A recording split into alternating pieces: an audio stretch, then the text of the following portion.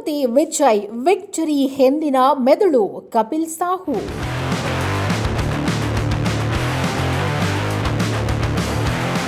ತಮಿಳುನಾಡು ವಿಧಾನಸಭಾ ಚುನಾವಣೆಯಲ್ಲಿ ನಟ ದಳಪತಿ ಸಿ ಜೋಸೆಫ್ ವಿಜಯ್ ಅವರ ತಮಿಳಿಗ ವೆಟ್ರಿ ಕಳಗಂ ಟಿವಿಕೆ ಪಕ್ಷ ಏಕೈಕ ದೊಡ್ಡ ಪಕ್ಷವಾಗಿ ಹೊರಹೊಮ್ಮಿದ್ದು, ಪಕ್ಷ ಸ್ಥಾಪಿಸಿ ಕೇವಲ 2 ವರ್ಷಗಳಲ್ಲಿ ಈ ಸಾಧನೆ ರಾಜಕೀಯ ವಲಯದಲ್ಲಿ ಬೆರಗು ಮೂಡಿಸಿದೆ.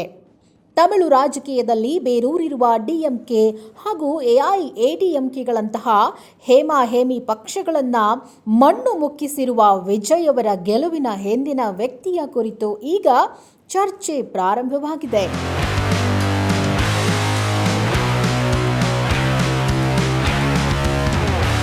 2026ರ ತಮಿಳುನಾಡು ವಿಧಾನಸಭಾ ಚುನಾವಣೆಯಲ್ಲಿ ಟಿವಿಕೆ ವಿಜಯ್ ಅವರ ಗೆಲುವಿನ ಹಿಂದಿನ ವ್ಯಕ್ತಿ ಕಪಿಲ್ ಸಾಹು. ಚುನಾವಣಾ ತಂತ್ರದಲ್ಲಿ ಅವರಿಗೆ 10 ವರ್ಷಗಳ ಅನುಭವವಿದೆ. 2019ರ ಸಿಕ್ಕಿಂ ವಿಧಾನಸಭೆ ಚುನಾವಣೆಯಲ್ಲಿ ಅವರು ಎಸ್ಟಿಎಫ್ ಅಭಿಯಾನವನ್ನು ಮುನ್ನಡೆಸಿದರು. 2020ರ ದೆಹಲಿ ಚುನಾವಣೆಯಲ್ಲಿ ಎಎಪಿಯ ರಾಘವ್ ಚೆಡ್ಡಾ ಅವರಿಗೆ ಕ್ಷೇತ್ರ ಮಟ್ಟದ ಪ್ರಚಾರ ನಡೆಸಿದರು. ಅವರು ಯುಪಿಯಲ್ಲಿ ಎಎಪಿಯ ವಿಸ್ತರಣೆಯಲ್ಲಿ ಪ್ರಮುಖ ಪಾತ್ರವನ್ನು ವಹಿಸಿದ್ರು. ರಾಷ್ಟ್ರೀಯ ಮಟ್ಟದಲ್ಲಿ ಕಾಂಗ್ರೆಸ್ ಪಕ್ಷದೊಂದಿಗೆ ಕೆಲಸ ಮಾಡಿದ ಅನುಭವವೂ ಅವರಿಗಿದೆ.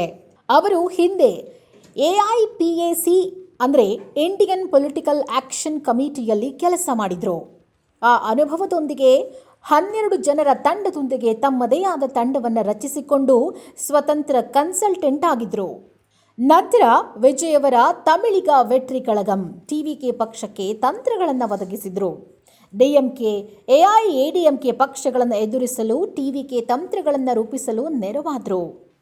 ಅವರು ಟಿವಿಕೆಗಾಗಿ ಪ್ರಚಾರ ಮೆಟೀರಿಯಲ್ ರೂಪಿಸಿದ್ದಾರೆ. ಗ್ರಾಮ ಮಟ್ಟದಲ್ಲಿ ರಾಜಕೀಯ ಸಭೆಗಳನ್ನು ಸಂಘಟಿಸಿ ಮತದಾರರ ಡೇಟಾ ವಿಶ್ಲೇಷಿಸಿ ಸಂಪರ್ಕ ತಂತ್ರಗಳನ್ನು ಸುಧಾರಿಸಿದರು. ಸಾಹು ರೂಪಿಸಿದ ತಂತ್ರದಿಂದ ಪಕ್ಷ 100+ ಸ್ಥಾನಗಳಲ್ಲಿ ಮುನ್ನಡೆ ಸಾಧಿಸಲು ಸಹಾಯ ಮಾಡಿದೆ. ವಿಜಯ್ ಅವರ ಪಕ್ಷದ ಐತಿಹಾಸಿಕ ಜಯದ ಶ್ರೇಯಸ್ಸಿನಲ್ಲಿ ಚುನಾವಣಾ ತಂತ್ರಜ್ಞ ಕಪಿಲ್ ಸಾಹು ಅವರಿಗೂ ಒಂದು ಪಾಲು ಸಲ್ಲಲೇಬೇಕು.